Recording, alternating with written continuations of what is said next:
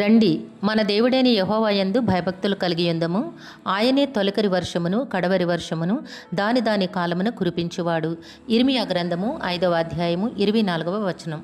నేస్తమా, ఈ దినాన నీ దేవాది దేవుడు నీ కొరకు సిద్ధపరిచిన వాక్కు ఏమై ఉన్నది అనగా, నీవైతే మొట్టమొదట నీ దేవుని అందలి భయభక్తులు గలవానివై జీవించాలి.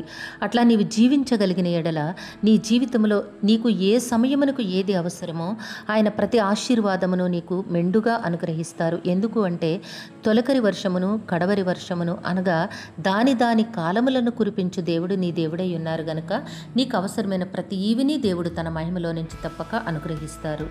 ఘనమైన తండ్రి, మీ పరిశుద్ధ ఘననామమును కొందనములు మీ బిడ్డకి మీరు ఇచ్చిన వాక్కును బట్టి మీ అందలి భయభక్తులు గల వానిగా జీవించినట్లుగా దీవించి అవసరమైన ప్రతి మేలును మీరు తప్పక అనుగ్రహించండి. అనారోగ్యముతో బాధపడుచున్న బిడ్డలకు ఆరోగ్యమునిచ్చి మీ కృపలో జీవింపచేయమని యేసయ్య నామములో అడిగి వేడుకొనుచున్నాము తండ్రి.